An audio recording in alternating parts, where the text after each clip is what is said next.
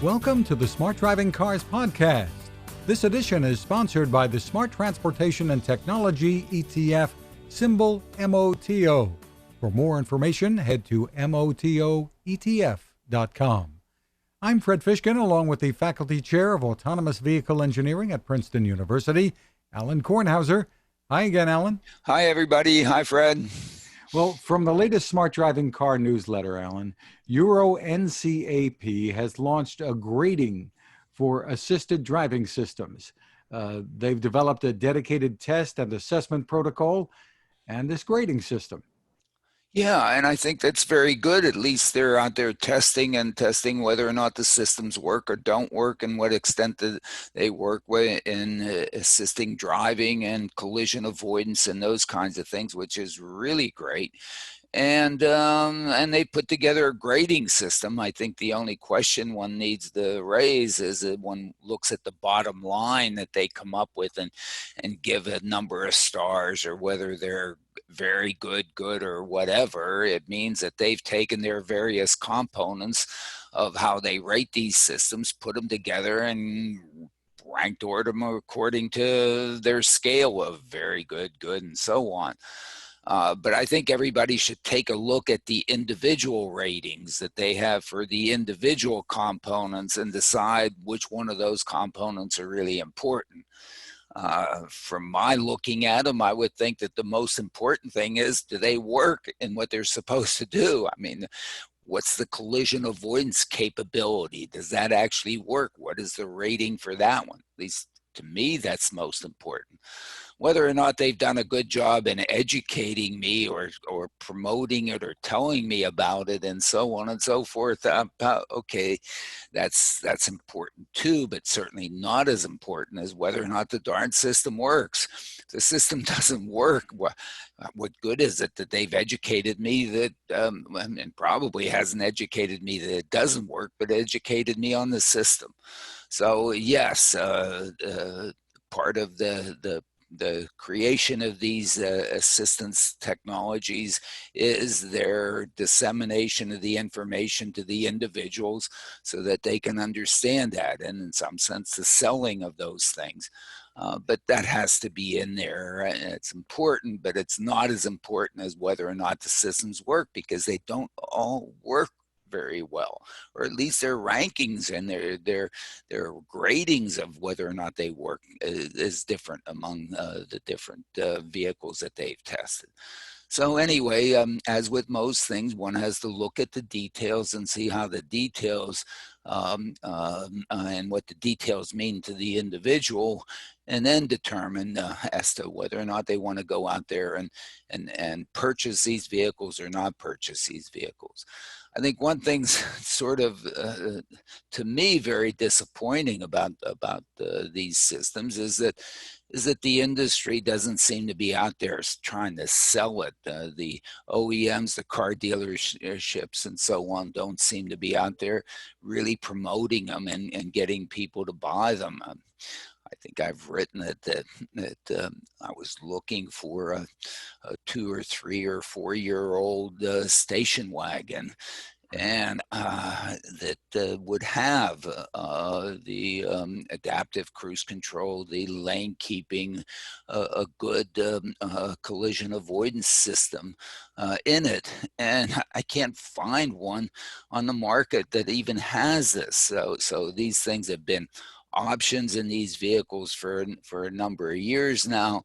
The problem is that the penetration into the fleet of vehicles that are out there and purchased really isn't there, except for, of course, Tesla, which put it in all the vehicles. And, I guess many of the people use it for Tesla, but for the other car manufacturers, it really seems to be very discouraging. Although maybe I'm just out of touch, since I don't watch television, I don't watch their commercials, I don't know what they're out there promoting, but it seems to me that they're probably still out there promoting soft Corinthian leather and cup holders, as opposed to, I think what's really important in these vehicles, which is the driver assistance capabilities and the crash avoidance capabilities of these vehicles, at least the technology that can be put in there. So anyway, I'm Well, just we've talked noting those. before, Alan. It's not just selling these features; it's teaching drivers how to use them. It's teaching drivers how to use them, teaching drivers how to respect them, teaching drivers how to not abuse them, teaching and having people really, learn to respect them. Unfortunately, it seems that that educational process takes time. And of course, to a salesperson who's trying to sell me a vehicle, what are they trying to do? They're trying to do the deal, get out of there, collect the money, and move on to the next one. And the spending of the time to educate me, I mean, is expensive. And me being a cheap guy, I'm not willing to pay that tuition, or trying to not pay that tuition. And so there's a real conflict here.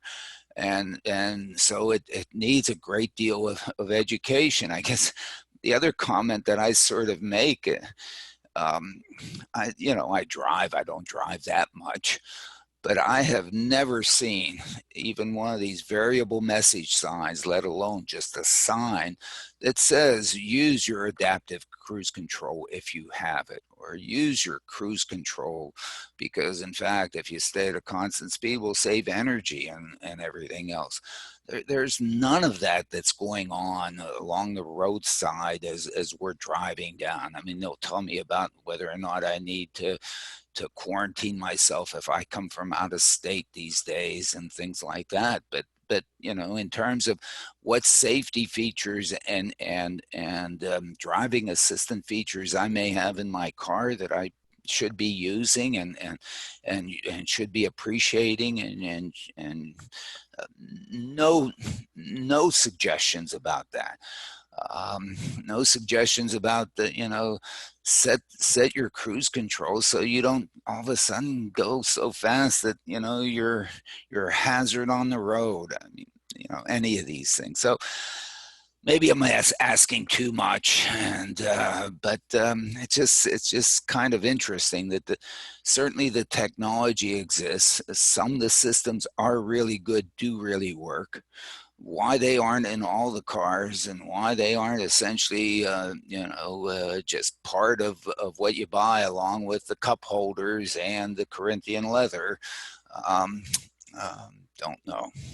Well, they rated the Mercedes-Benz GLE, BMW 3 Series, and Audi 8 on top as far as these grades were concerned. I noticed the Tesla Model 3 was back in the pack a little bit with a Back in the moderate pack, grade. but if you look at the Model Tesla 3, where did it score really well? It scored really well in collision avoidance.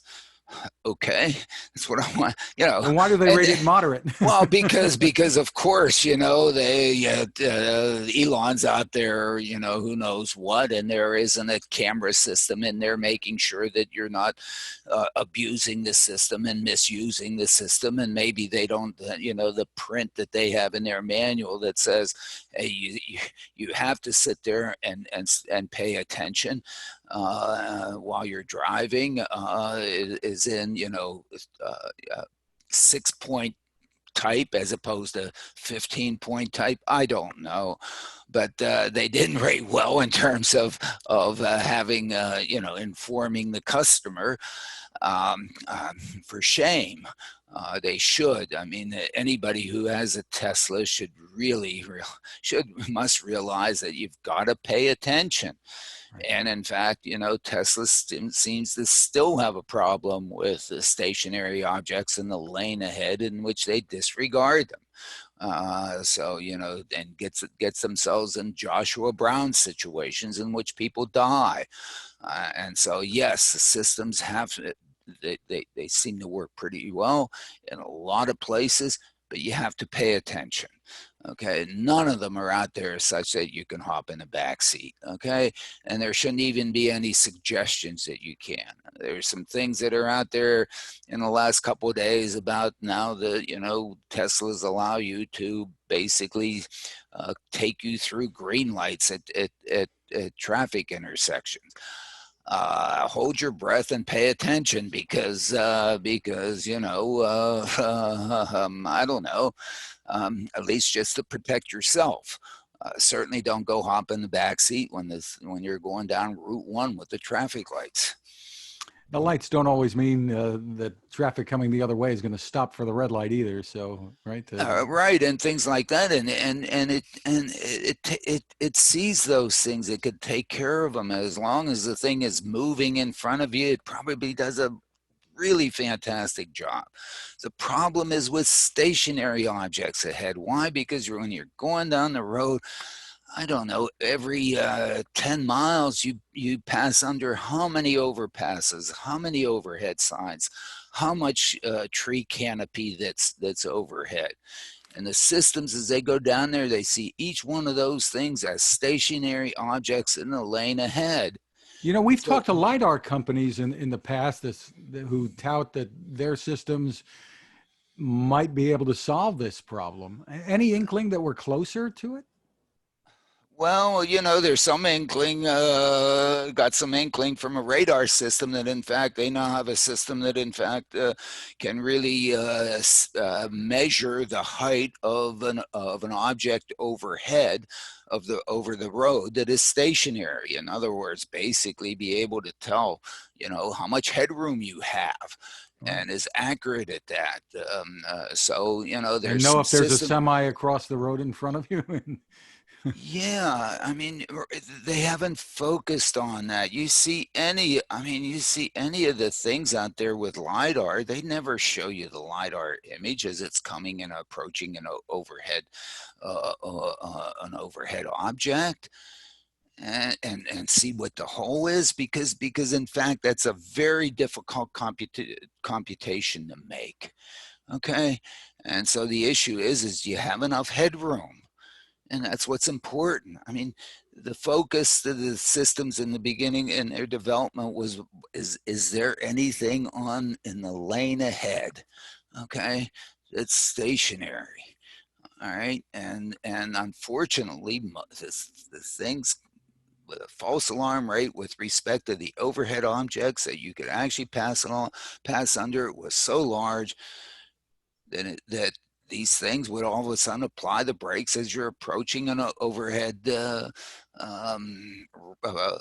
bridge that passes overhead, for which you have plenty of clearance. Your system starts doing that when you're driving down the road. What are you going to do? You're going to go to the dealer and say, turn the damn thing off. Right. Or you're going to get a bunch of clippers and you're going to clip the wire, or you're going to stop it. Okay, and of course the Society of Automotive Engineers says, oh my goodness, if you start applying the brakes for no reason as you're going down the road, the person in back of you might run into you. We can't have that, so disregard it. Happens to be a stop. We'd love to hear from companies who have this thing solved or close to solved. Would love to hear from companies that have this solved or close to solved or actually solved and out there, in the showrooms for us to buy. And I don't know, I keep looking for them.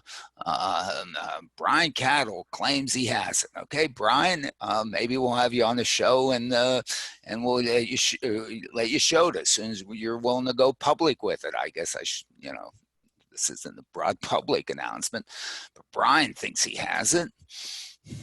Well, hopefully. Hopefully.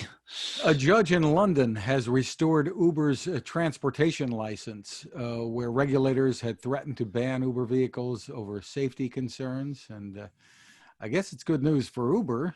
Yeah, it's good news for Uber, and Uber should be able to operate there. I guess my unfortunate comment in the newsletter is that I guess it sort of justifies Uber's going in there and we're going to do it, and ask for forgiveness rather than ask for permission, because my goodness, you go into London and ask for permission to compete with the black cabs. I mean, good luck. So they found their way in. They then asked for forgiveness, and I guess they're being forgiven, at least for a little while. Well, they may have an issue in Seattle, where the city council has approved a minimum pay standard for Uber and Lyft drivers. Ride hailing companies, as of January, are going to have to pay what amounts to a $16 an hour wage. And certainly the drivers deserve 16 bucks an hour. Okay. I mean, it's a tough job, and they deserve that. And of course, people that are rich enough to afford $16 an hour to pay for a driver, along with the other costs of being driven around, well, this is just fine and dandy for them. The question is for the folks who really could use the mobility afforded by Uber and Lyft, how are they going to afford this 16 bucks an hour? Now, if you're a transit operator, or if you're a community service person in which you'd like to be able to provide this kind of mobility, actually, paying a wage rate of 16 bucks an hour for a driver, you do that every day, all the time. It'd be cheap, as opposed to whatever the union pay scale is for a bus driver at New Jersey Transit. I mean, so 16 bucks an hour is really pretty cheap.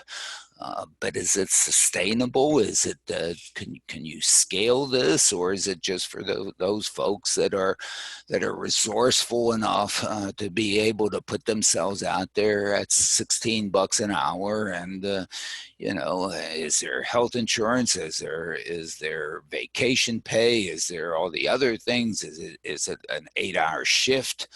Or is it or what? I mean, one of the real I guess values. I don't. Maybe value is not the right word.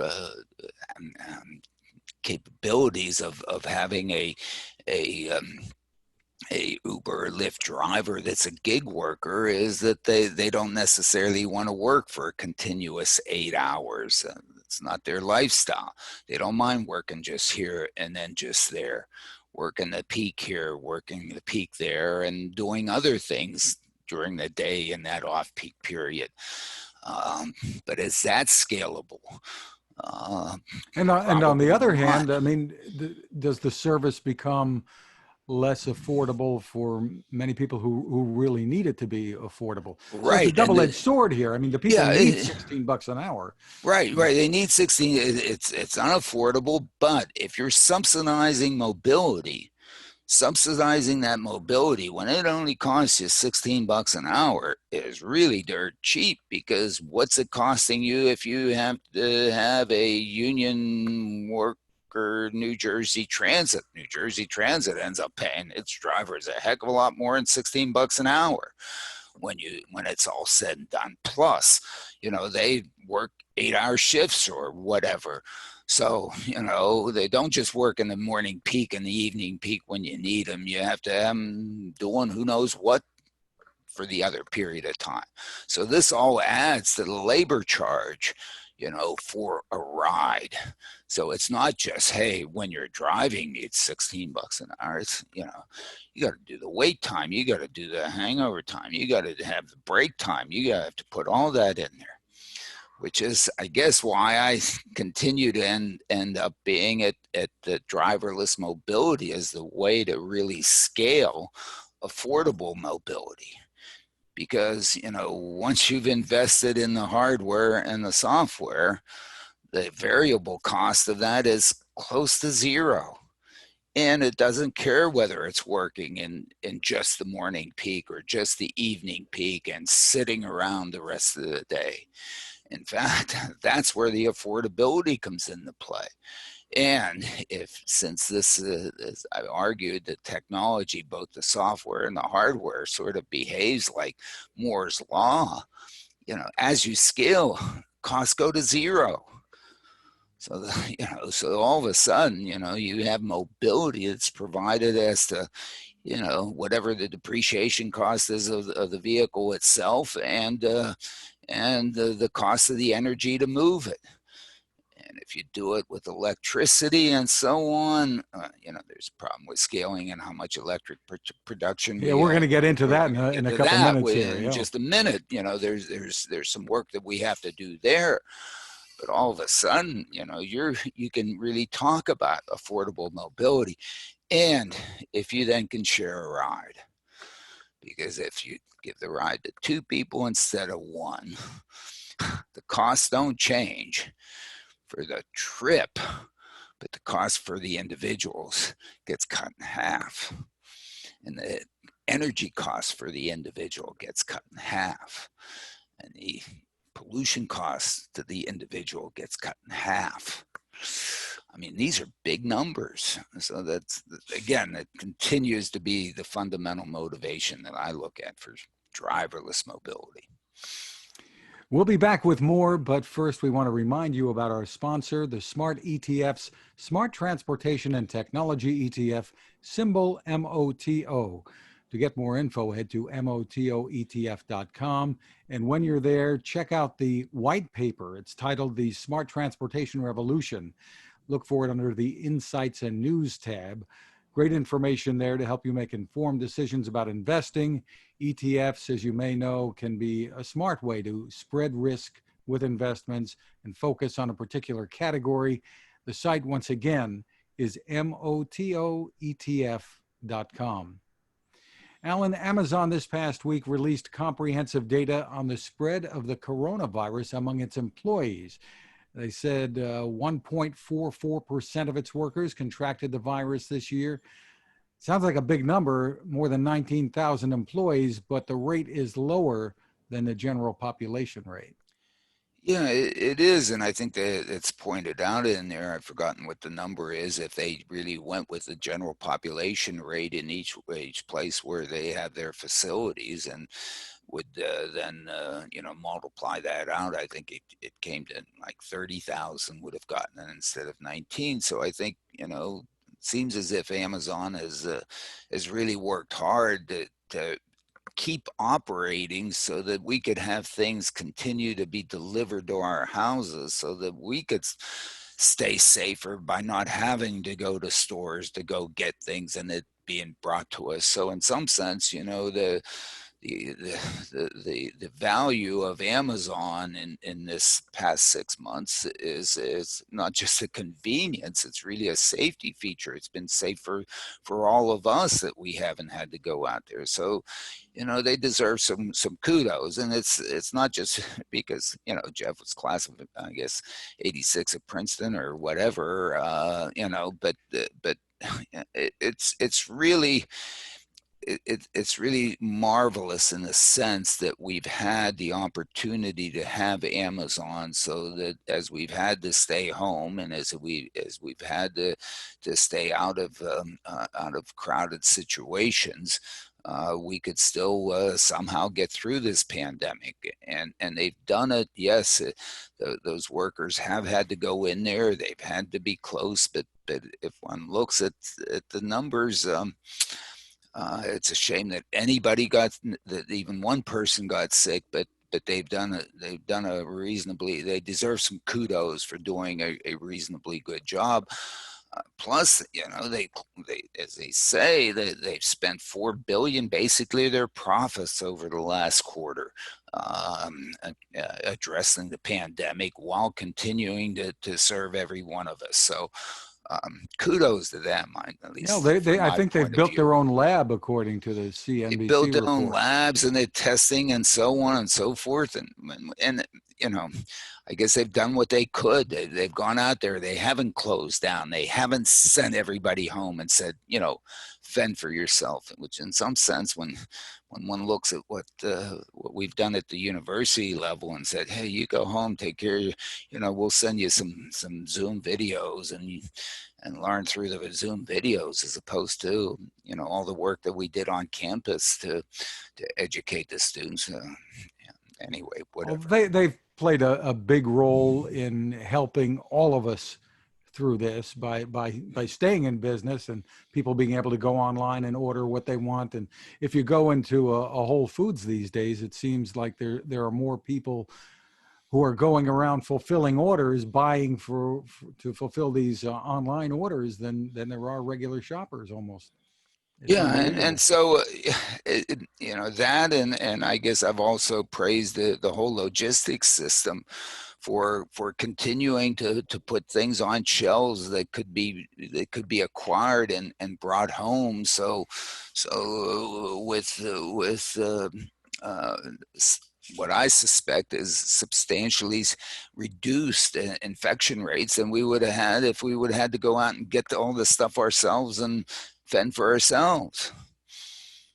Well, hopefully not too much longer, but we've been saying that for a long time. We've been saying that for a long time, and certainly the indications these days is that we're not there, and okay, yes, a vaccine is going to save us, but you know we're not there yet either. So, Steve Gursky, Nikola chairman and Vecto IQ CEO, is reportedly in talks to back the self-driving truck startup Too Simple. yeah, Interesting move. I don't know. I mean, the whole Nikola thing. My goodness, what has come out is there GM any did not close the deal like they and could GM have, right? hasn't closed the deal, and you know, in any of these deals, there's always a clause in there that says if market conditions change substantially, either party can walk. And so market conditions have changed substantially since the deal announcement, and so the issue is where do we stand? I don't know. I threw it out there. One has to wonder about Too Simple. Also, that's just not a pretty sight for the industry. I don't know if it's as bad as Dieselgate yet, but it may get as bad as Dieselgate. Well, on that note, Alan, in Germany, the former head of Audi is on trial in that Dieselgate Volkswagen emissions cheating scandal. That goes back, what, 5 years now? Yeah, I mean, look, that one was especially ugly. Here we are, you know, here you tout a vehicle that every tree hugger would want to buy because of its energy, blah blah blah blah, and its environmental da da da, and in fact, it's faked. I mean, we can't be doing business like that. We just can't. And so those that sort of say, look, let's fake it, deserve uh, to be brought into court and ask the hard questions as to, look, why'd you do this? And maybe you need to pay society back some way by, I don't know, however society chooses to decide to be paid back. Well, it's interesting that, I mean, we often see corporations being held responsible for misdeeds, but rarely do we seem to see individuals in those corporations being held Very responsible. rarely, and you know, and sometimes they're granted pardons by presidents, but you know, we aren't going to go there. But look, corporations are run by individuals. What? There's no AI that's running any corporation. There's no AI, but there's certainly no AI that's running any corporation. And these are run by people. These are decisions and made. And sure, you can look away and say, duh, you know, ignorance is bliss, but not really. Come on. Uh, things in corporations in a lot of places are run from the top, okay, and the orders come down, okay. And sometimes the people at the top feel insulated. And so it's Yeah. interesting that we're seeing somebody maybe Yep. being held responsible here. In the newsletter, Alan, you highlight a report from The Economist headlined, "Who Will Rule the Teslaverse?" Talking about new businesses gearing up to support the switch from petroleum to electricity, something we hinted about a little earlier, and the whole big issue here to grapple with. There's a big issue. There are big issues, and I think the reason why the issues are becoming bigger and maybe more relevant is because the electric vehicle is really becoming more real. Really becoming more real. What a sentence, you know. And we just did a little thing for New Jersey Department of Transportation, looking for what they need for charging facilities for the fleet of vehicles that they use, that the DOT uses to run its business and so on. And even one of the interesting things that we tripped over in doing that is that actually the charging facilities are quite inexpensive to put in there.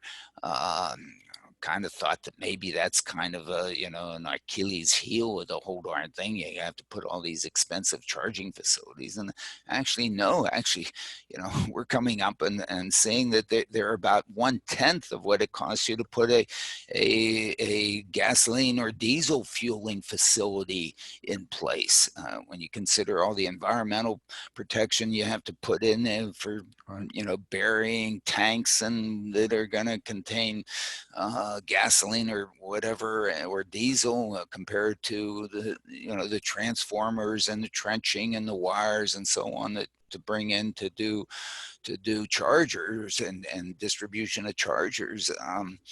Actually, that turns out to be inexpensive compared to a contemporary fueling facility. So that, along with all the things, GM coming out with their battery systems, Tesla doing it with their battery systems, the increased range, making range anxiety a thing, maybe a thing of the past. And when But you point out the generation of electricity will need more. Well, power I was plants about to get that. Or solar, or at some point, now, okay, so we're going to have these, and then the question is where's the electricity come from? Right. Okay. And so I point our readers to just take a look at the energy flow charts that Lawrence Livermore puts out, that really show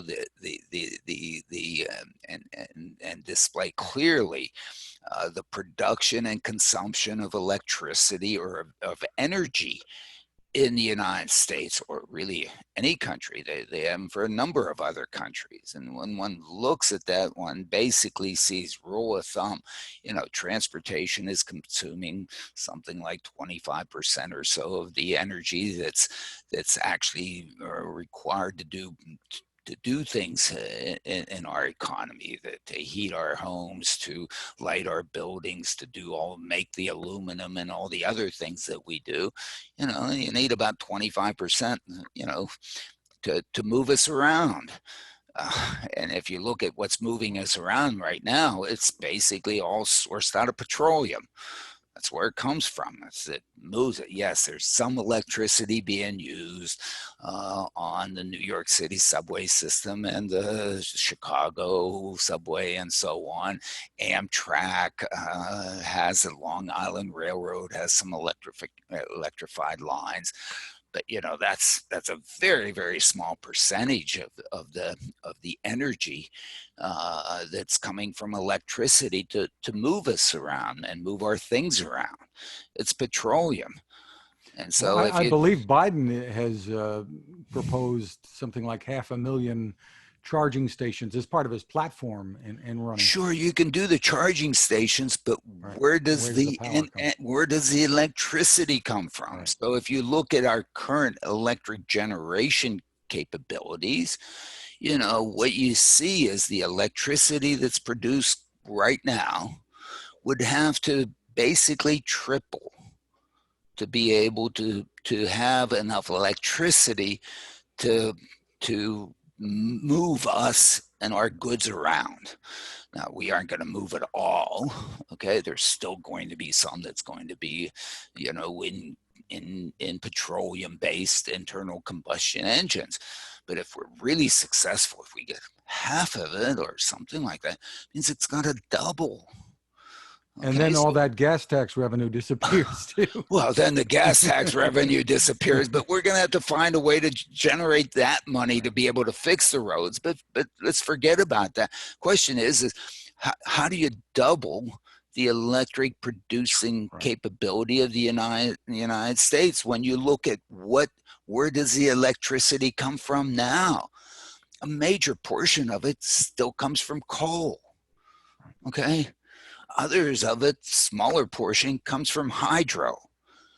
You can't double hydro. I mean, we've bought dammed every river that we can. So, that's kind of, there aren't some other Niagara Falls that we can now put some, turbines into. We've done all that stuff. Nuclear, they're closing those things. So the chunk that's produced by nuclear is actually going to get smaller. Okay. So where's it going to come from? Solar, if you look at solar like produces 1% now. So what would you have to do? Do 100x solars so that you could double? I mean, how do we do 100x solars? I mean, I don't know. I don't know everything about the supply chain there, but certainly pricing for solar has declined significantly. So maybe that's at least a significant part of the solution. Okay, sure. I guess we can have in each of our neighborhoods, there's one house with solar array on their roof. Now, all the houses, 100, we're going to have 100 times that. Well, many houses Maybe, can't because of the way they're situated, but exactly. So solar is not going. It's like wind. Wind produces 3% of the electricity. Okay, right now. So we have to just completely, substantially increase that if that's going to do it. Otherwise, we're going to burn more coal. We're going to burn more natural gas. Okay, that's where it's going to come from. Now, if it's going to come from coal and natural gas, then I know we can build more coal plants or not close them. I know we can build more natural gas plants. Of course, we can. That's easy. You start doing that, you double them. People are going to be really upset. They're going to say, "What did we just do?" Well, folks who have solutions to this, we welcome them to join us. I know. I guess I don't know. Too. Maybe I'm just naive and I don't understand that. I don't know. But it's not going to come out of nowhere. Well, in the meantime, Tesla delivered another record quarter, 139,300 vehicles during a pandemic still. But Russ Mitchell at the LA Times is reporting that the company is now saddled with factory overcapacity. But that can be a temporary thing. We just don't know how fast they'll be able to grow. Yeah, well, factory overcapacity means that they can sell even more, and they have to continue to push them, and who knows where. But it seems as if the market might actually be able to absorb many more than 140,000 Teslas per quarter. And whether or not he can build enough of them to really make his the valuation of his stock be, other than I don't know what To justify where it is now, and justify where it is now, but. Well, he's talking about a $25,000 Tesla now, and I'm still waiting for the $35,000 Tesla. I guess they're almost here, but with scale, maybe. And he's buying battery manufacturing facilities. It looks like, even though Battery Day, wasn't everything that people expected, all because I guess they expected Elon to be, out there, overselling. Maybe he was underselling this time, but. It seems as if there have been some substantial improvements in battery technology. And if there have been substantial improvements in battery technology, and if they're getting cheaper, then my goodness, EVs they'll be difficult to beat by an internal combustion engine. Well, GM is touting its Ultium battery system, and they're putting it in the Cruise Origin autonomous electric vehicles that they're touting. They're touting to put it in cruise and the driverless vehicles, of which, if you look at the driverless vehicles, which would be fleet operated and fleet managed, there's no range anxiety, because you know who you're going to serve, you know how far they have to go, so you allocate the vehicle dynamically that has the capacity and the range to serve them, and so on. So there is no range anxiety, and easier to maintain, actually easier to fuel. My goodness, of course these things are going to be EVs. I mean, when anybody does their alternatives analysis and their return on investment, it's going to, the EVs are going to pop. Yeah, I think Consumer Reports has something out on that right now, a recent report about the economics involved of owning an electric vehicle, and it's looking pretty good for EVs. Well, look, I mean, if you're a fleet operator, you're doing that analysis, you're running those numbers, and you're only interested in the numbers, and the numbers are going to come out that they strongly favor EVs. And so, of course, you're going to buy that. And then you're going to have a whole industry in China, if not in the United States or in Western Europe too, that's out there producing these skateboards, as Michael Senna calls them. Just these basically consumer products that are powered by electric motors that are being rolled off the assembly line really inexpensively, and one can see that Elon's out there and building vehicles that have basically half the parts of an internal combustion vehicle. My goodness, all of a sudden,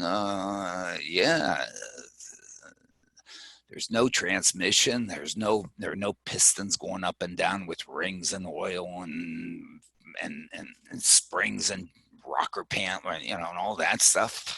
Just, some copper windings and some magnets. Bam. Come on. I don't know. I hear they go through tires fast, but that's probably solvable too. So. Yeah. Finally, from Forbes Online, Lance Elliott has a piece headlined, "Tire blowouts could cause self-driving cars to go astray," but they cause non-self-driving cars to go astray too, I guess. I think Lance goes through it and describes it well, but right. There's been a lot of improvement in tire technology in terms of blowouts and run flat sort of things and so on. Yes, one has to worry about blowouts. The other point that of course he makes is that when a blowout happens to us, it's the first time we've experienced a blowout, and who knows how we react, and we react instinctively. I turn the wheel and I flip the car and I die. I do the wrong thing. The thing with a driverless vehicle is that thing's going to be tested against blowouts in each one of the four tires and maybe two tires simultaneously, and so on. And in the code will be driving decisions that allow that vehicle to minimize its expected badness, let's call it that, and really react appropriately as opposed to instinctively. So in fact, rather have that code that's been in some sense not trained necessarily in terms of AI business, but actually written to then, once there is a blowout, detect that blowout and basically control it appropriately. So there's a minimum expected damage that's caused by that, as opposed to when we encounter these things, we don't know what to do. I haven't had driver education in, I won't say how many. A couple years. of years. Well, the Smart Driving Car Summit is still in the planning stages. It'll be virtual by the end of the year is what we're hoping it looks like, Alan? Yeah, it looks like we're going to do it the second week of December. I think it's lining up for us to do it. We're going to put together a program that I think will be interesting to do virtually, and will allow the audience to interact with the presenters and really try to do the engagement and the networking that really happens at a live session, but do it interactively As best as can be done under the as best it circumstances. can be done. And I think everybody would, it'd just be nice to at least get all this back together and chit chat a little bit back and forth about where we've been, where we might be going, and how do we try to approach it the best way we can. So I think in my discussion with various folks, people want to get together, even if it's just on Zoom, looking at screens, and doing it this way, as opposed to getting together on campus or at my house. And hope for a better year to come too, right? So. Well, of course, we Yeah. have to. I guess yeah, but it's, I don't know. I guess we're all realizing that it's going to be a while. We're not through this. Well, thank you to our sponsor, the Smart ETF's Smart Transportation and Technology ETF. The ticker symbol for the ETF is MOTO, and more information is available at motoetf.com. You can find us and more information as we go along about the summit at smartdrivingcar.com. Also on Anchor FM, Spotify, TuneIn, Apple, Google, Spreaker, SoundCloud, even on Amazon Music now, and you can get your smart speaker to play us. You can find my tech reports at techstination.com. I'm Fred Fishkin along with Alan Kornhauser. Thank you for listening or watching, and please stay safe. Yes, please stay safe and wear your masks.